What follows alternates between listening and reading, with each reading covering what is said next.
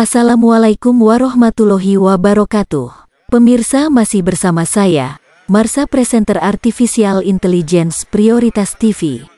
Perbaiki diri ya. Tem. Kata-kata Tem.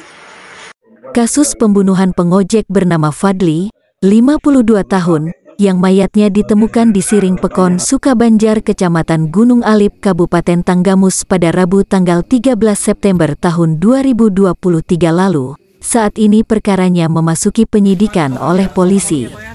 Penyidikan itu sebagai tindak lanjut atas laporan keluarga korban, penangkapan tersangka bernama Tubagus Kamaludin, 52 tahun, warga Pekon, Sukamernah, Kecamatan Gunung Alip, dan sejumlah barang bukti yang diamankan.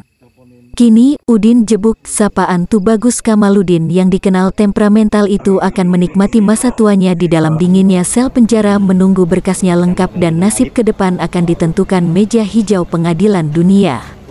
Walau sempat meratap dan menyesal, Udin Jebuk akan dipersangkakan pasal pembunuhan dan atau pencurian dengan kekerasan yang mengakibatkan korban meninggal dunia, ancaman maksimal 15 tahun penjara. Atas penangkapannya, sejumlah fakta terungkap yang disebutkan oleh tetangga Udin Jebuk, bahwa kesehariannya ia merupakan pendiam namun temperamental dan tidak menerima candaan dari rekan-rekannya. Bahkan candaan korban Fadli membuatnya dendam di hati dan pikirannya sehingga matanya gelap tak berpikir panjang dengan sadisnya menghabisi Fadli yang motornya sering ia tumpangi mengojek. Fakta lainnya, pada malam pembunuhan itu, ia dirasuki dendam yang sulit dihapus sehingga ketika kesempatan datang saat mengojek motor korban, ia berusaha melepaskan amarahnya saat berada di pinggir jalan.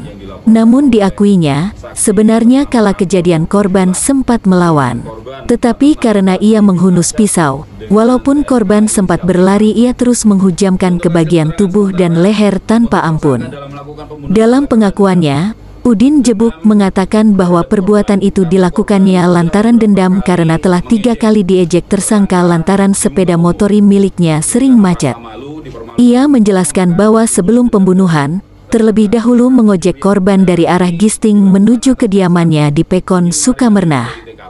Setiba di dekat TKP, korban meminta berhenti untuk buang air kecil, bak. Udin Jebuk melanjutkan bahwa saat korban bak, kembali muncul niatnya menghabisi korban dan langsung berusaha merobohkan korban dengan menendang kakinya.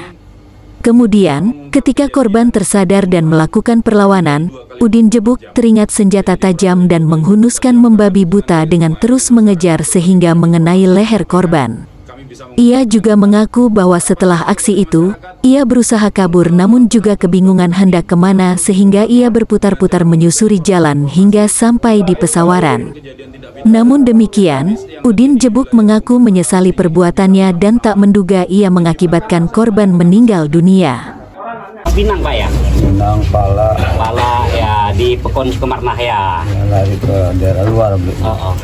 Pak, di pesawaran di tempat siapa Pak?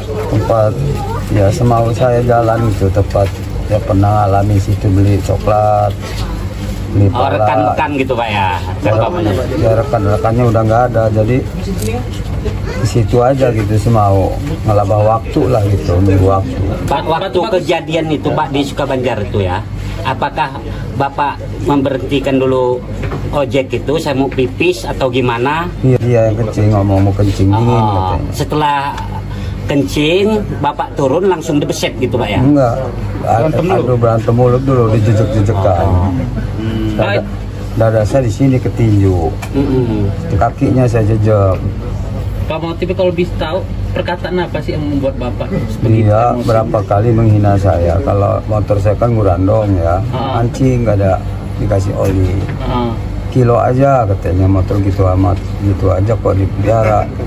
Saya bilang lumayan, walaupun motor jelek juga buat kaki.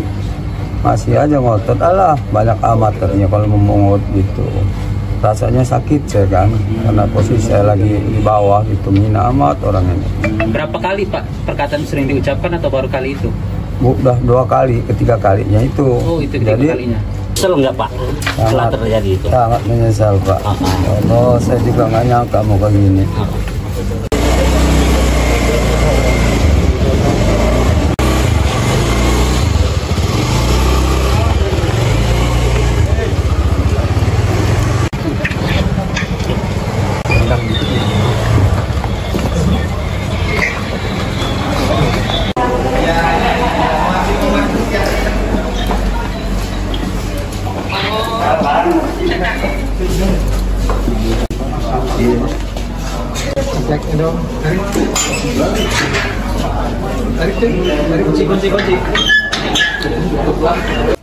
Ya, ini barang bukti yang ada padanya, ada pada tersangka kita amankan pada saat penangkapan termasuk juga sepeda motor melekat juga.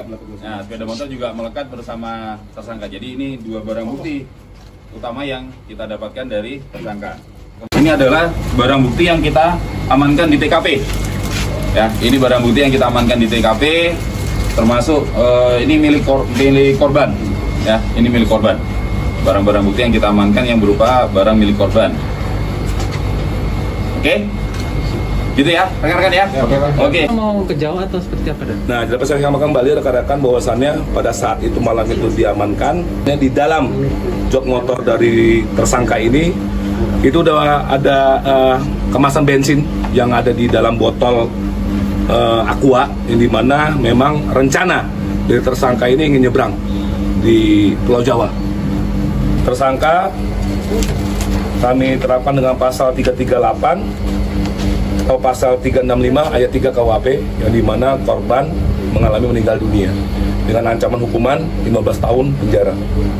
Dari Kabupaten Tanggamus, Edi Hidayat, Media Prioritas TV melaporkan.